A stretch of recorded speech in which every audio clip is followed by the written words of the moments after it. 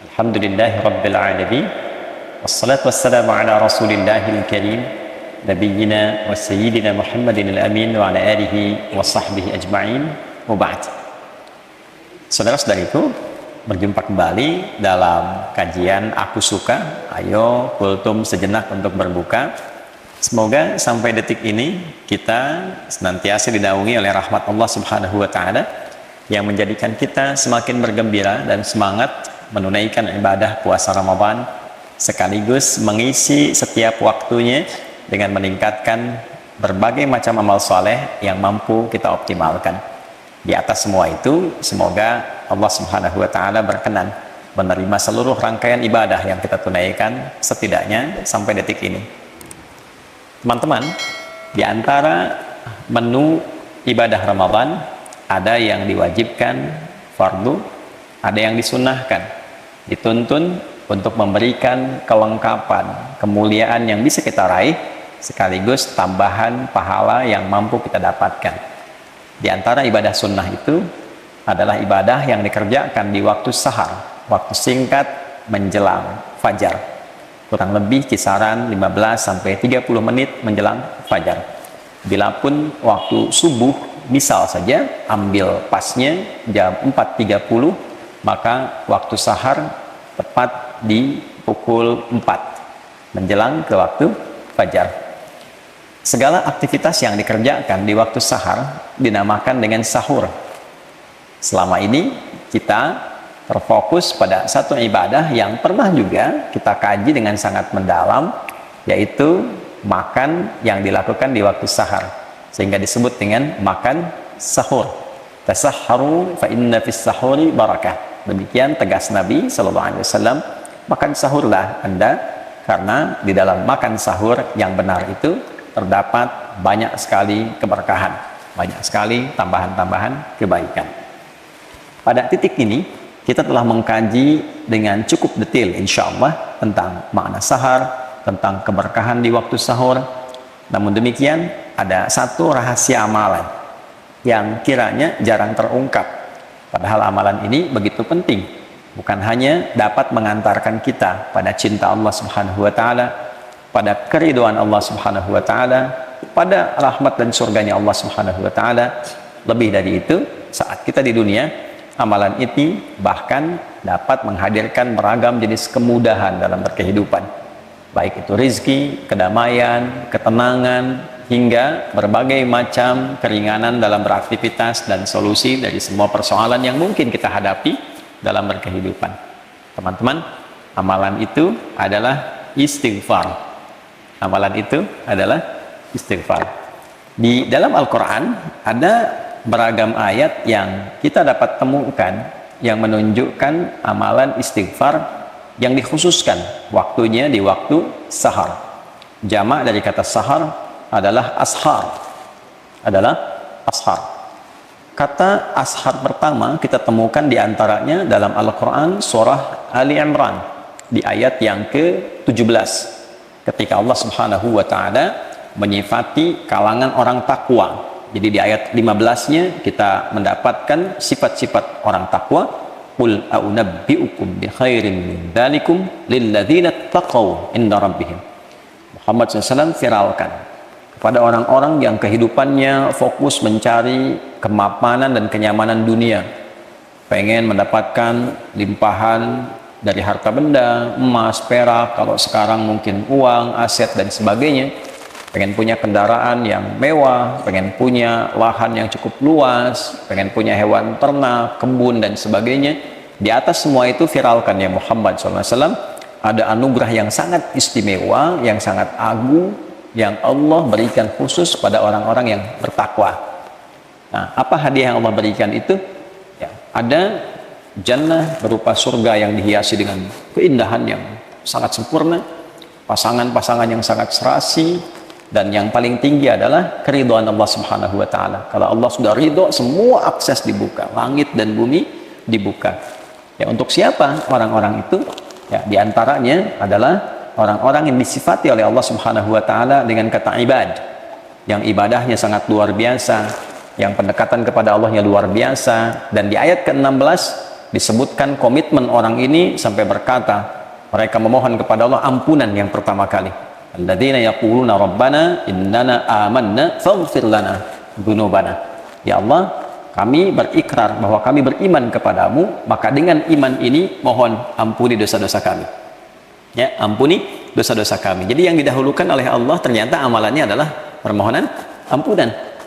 Nah, ketika mereka ingin mempraktekkan itu, di ayat ke-17-nya disifatilah dan digabungkan sifat ini dengan 4 amalan utama.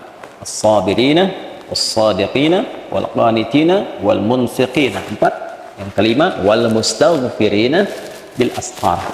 Jadi ternyata ketika mereka ingin memohon ampunan pada Allah Subhanahu wa taala, yang paling utama waktunya diletakkan oleh Allah Subhanahu wa taala di waktu sahar, waktu singkat menjelang sahur. Wal mustaghfirina bil ashar. Ada orang-orang takwa yang diantara agenda berkehidupan mereka khususkan waktu sahar itu sebagiannya untuk khusus memohon ampunan Allah Subhanahu wa taala. Mereka khusus untuk istighfar di dalamnya. Ya, bukankah puasa melatih kita untuk dapat meningkatkan takwa? Bukankah puasa mengajak kita untuk menjadi pribadi yang lebih bertakwa? Nah, di antara menu takwa itu salah satunya adalah memperbanyak istighfar. Di antara waktu istighfar yang paling baik itu adalah di waktu sahar. Orang yang memperbanyak istighfar di waktu sahar, maka oleh Allah disejajarkan dan diberikan ia satu kesamaan.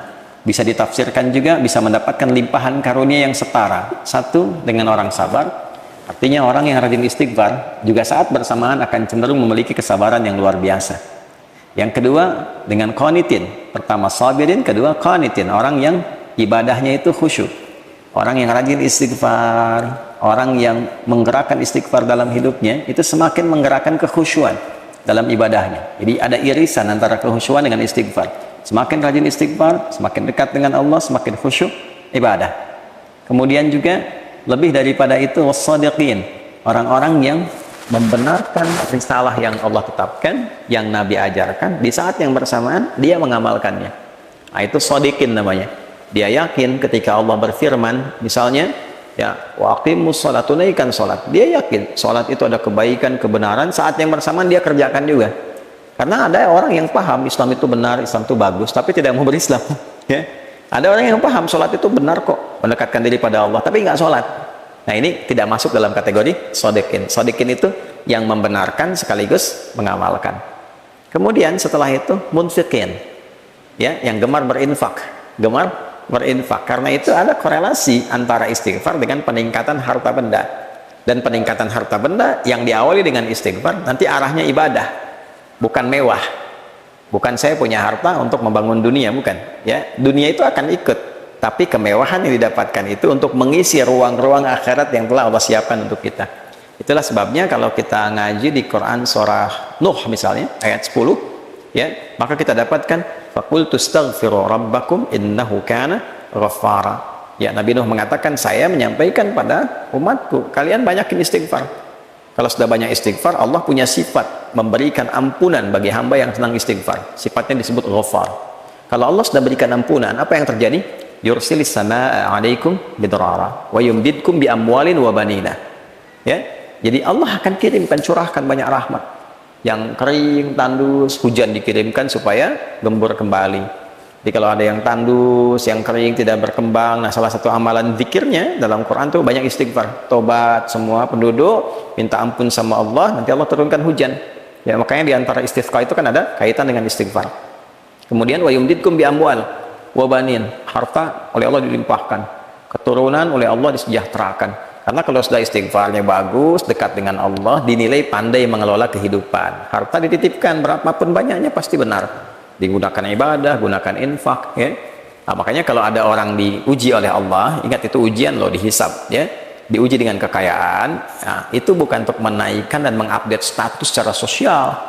Bukan kebanggaan dulu yang dibawa, kaya nih, bisa mengatur ini, itu tidak. Sama saja dengan titipan ilmu, titipan tenaga, kedudukan, itu modal untuk ibadah, instrumen ibadah. Kalau dengan ditambah belum dekat, ditambah belum bisa ibadah, nanti mesti hati-hati, ya. Nanti bisa berganti menjadi istidraj, itu bahaya. Ya, penambahan harta yang tidak mampu mendekatkan diri kepada Allah. Jadi istighfar itu kalau benar dikerjakan memudahkan datangnya rezeki. Ya, mensejahterakan keluarga, wa anhar, punya aset yang baik-baik. Nah, maksudnya apa? Kalau sudah bisa itu kembali ke Ali Imran tadi, wal munfiqin, dia bisa infak dengan itu. Ya. Jadi istighfar yang kita kerjakan ternyata mendekatkan kita pada rahmat Allah, ampunan Allah, mendapatkan kemewahan hidup di dunia, mendamaikan suasana hati. Dan dikerjakannya kapan? Ya, bil ashar, di waktu-waktu sahar. Kalau kita dapatkan itu di Quran surah ke-51 misalnya, ayat 18. Itu kan rangkaian dari 15 ke 18. 15-nya menunjuk amalan orang takwa. Innal muttaqina fi jannati wa uyun, akhidina ma atahum rabbuhum, ya, innahum kanu qabla dzalika muhsinin. Kanu qalila minal laili ma yahja'un. Sampai 17. 18-nya wabil asharihum yastaghfirun. Sungguh kata Allah, ada orang takwa yang saat ke akhirat itu nanti tempatnya dia berada di taman surga yang indah sekali. Ya, mereka itu orang-orang ihsan saat di dunia. Ihsan itu menjadikan semua kegiatan sebagai ibadah. Di hadis Muslim nomor hadis ke-8, an ta'budallaha ka'annaka tarah, fa illam takun tarahu fa innahu yarah. Engkau menjadikan semua kegiatan sebagai ibadah karena Allah. Makannya ibadah, minumnya ibadah, kan? Kemudian juga bekerjanya sebagai ibadah. Jadi hukum Allah dijaga karena ibadah. Ya, kalau kerja nggak korupsi, nggak nyogok, kalau kuliah ujian nggak nyontek, gitu kan, perbaiki diri dengan baik. Nah, apa cirinya orang ini? Ternyata yang pertama, kanu qalilan minal laili ma yahja'un. Mereka itu satu berlatih dengan banyak tahajud. Ya. Nah, puasa melatih kita malamnya bangun kan, tarawih itu kan latihan dasar untuk bisa tahajud malamnya. Lalu dari malam itu ke tahajud, selesai tiba sahar, setelah itu kan tiba fajar. Nah, di sahar wabil asharihum yastaghfirun. Mereka mengkhususkan waktu sahar itu ya untuk istighfar, Nah, ternyata puasa la'allakum tattaqun meningkatkan kekuatan takwa kita. Di antara amalan takwa itu adalah sholat malam dan istighfar di waktu sahar. Jadi kesimpulannya teman-teman sekalian, sahur itu ada banyak keberkahan yang bisa diraih. Di antaranya makan sebagai sunnah Nabi SAW. Bagi orang-orang yang menginginkan lebih, sahur plus. Apa plusnya? Ya, plusnya adalah mengisi ruang-ruang di waktu sahar dengan istighfar. Setelah sahur, sambil menunggu waktu subuh tiba, perbanyak istighfar dengan cara yang benar, dengan tulus minta ampun sama Allah, ingat-ingat dosa. Kalau bisa nih diurutkan, masih panjang Ramadan insya Allah ke depan ya, masih ada waktu yang sangat cukup. Hari pertama untuk istighfari pikiran yang kadang-kadang kurang tepat, istighfari telinga yang salah dengar, istighfari mata yang salah melihat, lisan sampai ke ujung kaki, sampai kita merasakan kenikmatan dengan istighfar itu, yang dengan itu menjaga semua organ tubuh kita untuk bersikap mulia. Ya, berhasilnya itu bisa nampak dengan perubahan yang terjadi di organ tubuh ini. Lisan yang diistighfari keluarnya lembut, baik, sopan. Telinga yang diistighfari ya keluar hasilnya itu mendengarnya yang baik-baik. Pada yang tidak baik rasanya sudah kurang nyaman, gitu ya.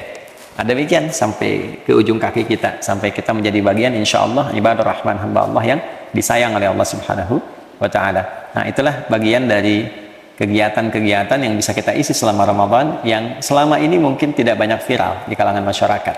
Ya, jadi kalau teman-teman ingin mengisi ruang-ruang di waktu sahur yang saat itu dosa bisa diampuni, rizki bisa dimudahkan, hati didamaikan, dan pulang mendapatkan jaminan ridha Allah Subhanahu wa Ta'ala sebagai anugerah teragung yang Allah siapkan. Tentu kalau sudah Allah ridha, surga menanti dengan segala kenikmatannya yang seperti Allah janjikan. Istighfar di waktu sahar.